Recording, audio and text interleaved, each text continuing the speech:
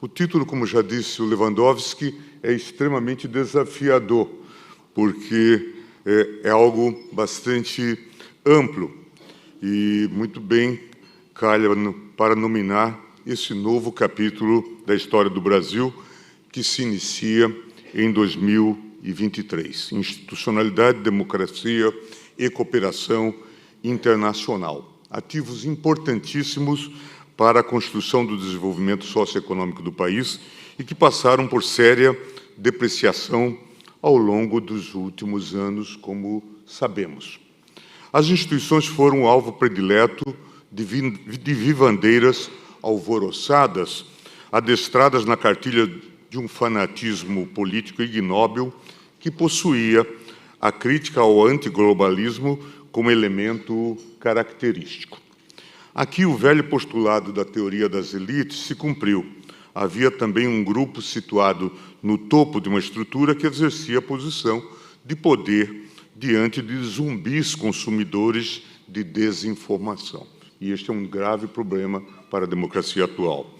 Esperamos que as investigações em curso entre nós identifiquem quem ocupava o topo dessa pirâmide e evidenciem que espécie de lucro auferiam, sejam ganhos políticos ou econômicos.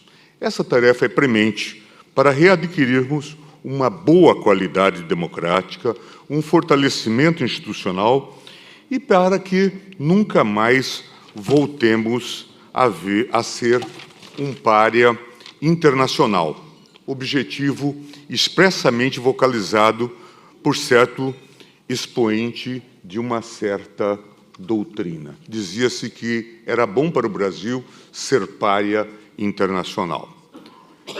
Como sou otimista, creio aqui também que, apesar da extensão do dano ser grande, o seu conserto é possível. Eu não tenho cansado de repetir que o Brasil tem essa capacidade bastante singela e singular de se reinventar. E nosso histórico, acho que dá credibilidade a essa premissa. Na seara da proteção ambiental, por exemplo, o Brasil desempenhou inquestionável liderança. É um dos mais bem-sucedidos casos de construção de soft power nas relações internacionais. O espaço é curto, por isso escolho exatamente o desenvolvimento sustentável para explicitar o porquê do meu vaticínio positivo. Essa é uma via promissora para retomar os nossos laços com a comunidade internacional de nações, especialmente a União Europeia. Como se sabe, o episódio da chuva ácida na Europa, do início dos anos 70, deflagrou o movimento internacional de normas protetivas do meio ambiente, especialmente após a realização da Conferência das Nações Unidas sobre o Meio Ambiente, promovida em Estocolmo, em 72. O desenvolvimento, desde então, há de ser o desenvolvimento sustentável. Em paralelo, o Brasil, há mais de 40 anos, iniciou um processo de internalização desse marco protetivo ecológico. Já na década de 1980, o presidente Sarney nos deixou um grande legado ao criar o Ministério do Meio Ambiente. Temos uma situação geográfica e um nível de desenvolvimento econômico que nos fazem verdadeira liderança na América do Sul, na América Latina e no Mercosul. Uma série de decisões acertadas nos transformou em detentores de uma matriz energética limpa que combina o fornecimento com responsabilidade intergeracional. Não é à toa a Organização das Nações Unidas nos escolheu como um dos países líderes de transição energética para uma economia de baixo carbono. A propósito, sabe-se muito bem que a União Europeia liderou um processo de transição com uma estratégia baseada em 3 bases: aumento de eficiência energética e redução de desperdício, maior eletrificação nos setores de transporte e industrial, uso de energias renováveis e combustíveis de baixa emissão de carbono para gerar eletricidade. Veja-se o potencial que uma política de transição energética tem para que, mediante a integração por blocos econômicos, União Europeia e Mercosul, o Brasil deflagre o um ciclo econômico virtuoso a partir da cooperação internacional.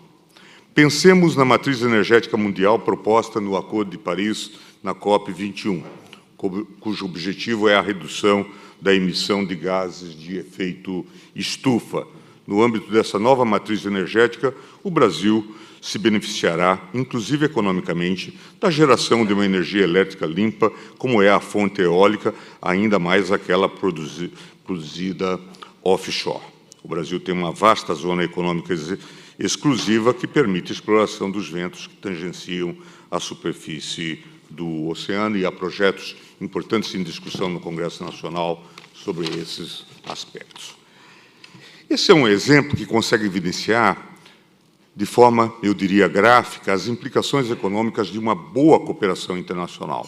Resta mencionar que o caminho democrático é o único possível de se seguir para tanto.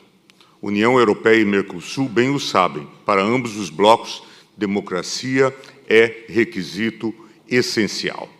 No contexto da União Europeia, a cláusula democrática foi criada pelo Tratado de Amsterdã, em 97. Parte do pressuposto de que a integração econômica entre os Estados-membros precisa se traduzir em integração de garantias de direito. A Europa dos mercados é a Europa de uma comunidade de Estados democráticos de direito. A vulneração dessa cláusula pode interferir no status do Estado-membro, embora, como saibamos, a Europa também se depare com um fenômeno do populismo e tem questões muito sérias a desafiar e a arrostar, como é o caso da Hungria.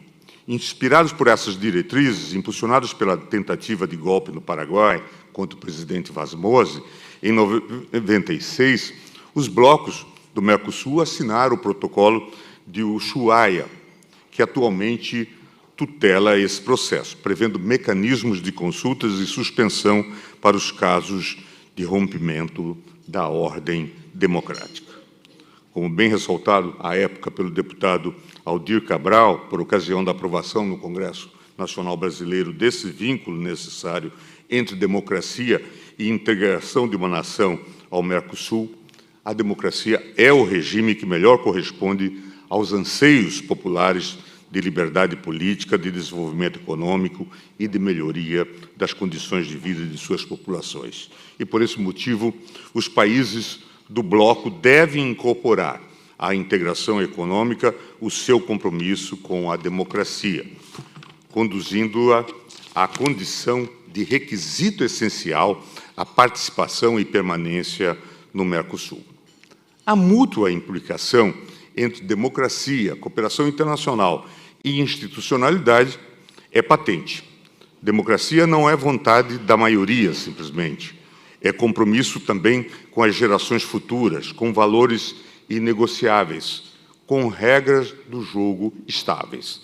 As instituições servem para isso, para garantir nossa sobrevivência, apesar dos instintos políticos destrutivos e das pulsões ditatoriais. Uma institucionalidade forte só é possível em democracias maduras. As duas encorajam a comunidade internacional a estabelecer cooperação. Essa é a direção que precisa impregnar o Brasil nos próximos anos. É com esse olhar voltado para o futuro, esperançoso com a exploração de novos campos ecologicamente responsáveis, como os que mencionei, que encerro a minha fala. Esperança que já se faz carne no presente, revestindo a forma de alívio e da alegria. O simples fato de o Brasil voltar à cena internacional. A expressão, João Dória, de que o Brasil voltou em condições de respeitabilidade. Vimos isso em dezembro último no Egito. Isso já é motivo de alívio e alegria. Que a cooperação Brasil-União Europeia prospere e aprofunde nossos laços no relacionamento econômico, mas também no relacionamento ambiental. Trata-se de uma questão de pacto civilizatório. Muito obrigado.